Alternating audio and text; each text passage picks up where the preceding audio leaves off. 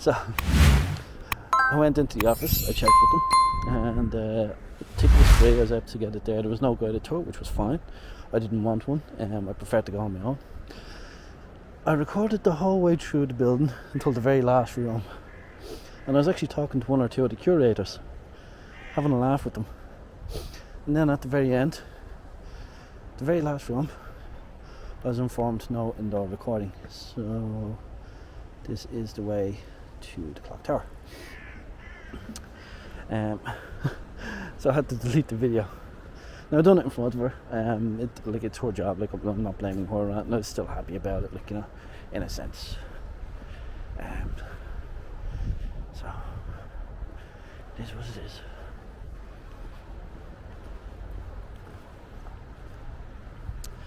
So we are on our way down to the clock tower, and it looks like a bit of a stretch of a walk. So this was, hold on, my memory is not as good as it used to be. This is with IP addresses. Right, the tower took 5 years to build and was finished in 1880. 1880. It was built with the local quarry from Palmerstown using limestone. It towers at an impressive 58.3 meters. And the two faces of it faced east and west, and they are 3.3 meters in diameter. Yeah, that's all I got on it. It looks fantastic, actually. I kind of got lost on my way travelling here. I took the wrong turn, and I was like, oh, the road is called Tower Road. It must bring me to where I want to go. Sure enough, no, it doesn't. Brings me all the way around it. But I got to see it, and it does look pretty. So, yeah, we're not too far from it now. Until this guy's gone. But, yeah, nice stroll leading up to it. You know, if you're out here, I can start to see it. Emerging from the ground, from the forest, reaching over for far and wide to sea.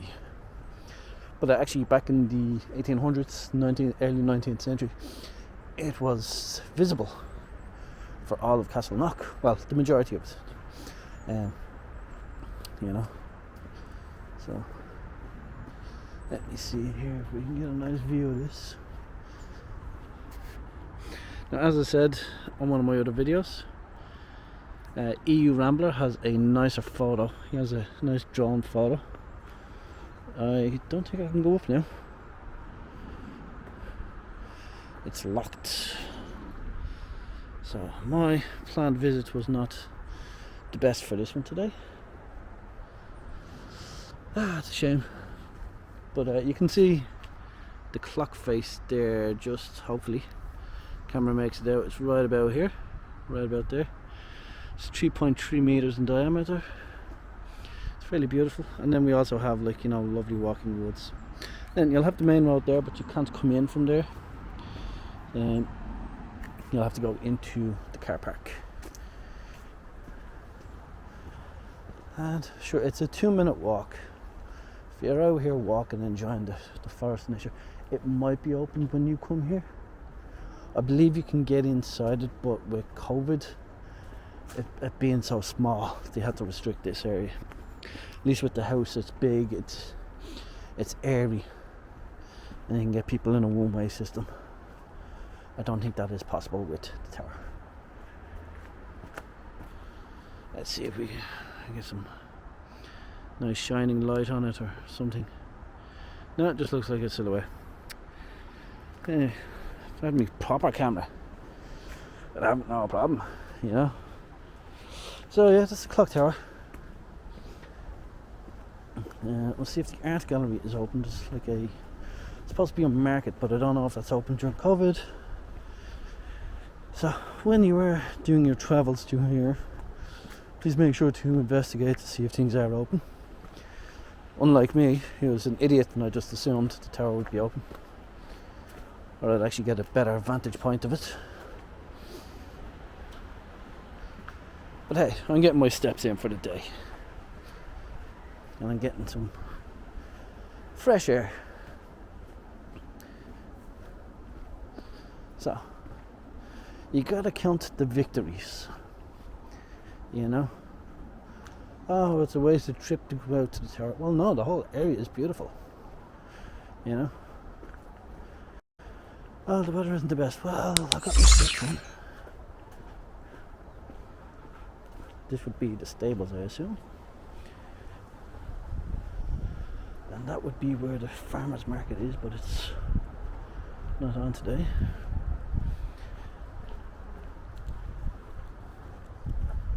And this is the gallery.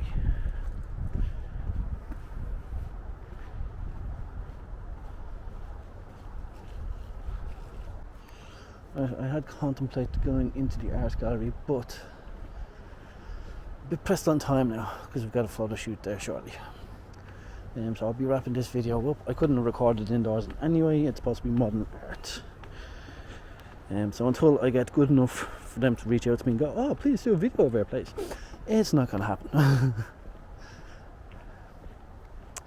So yeah, the area is fairly small and you can get around quickly. Like, hold on. Now I had to backtrack earlier on. I've done 4,676 steps, which is nothing. So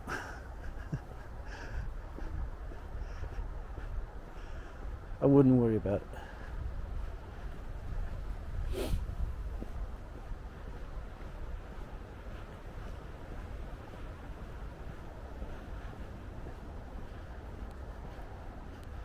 Yeah.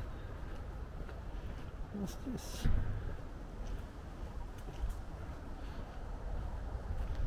It's a cute little path.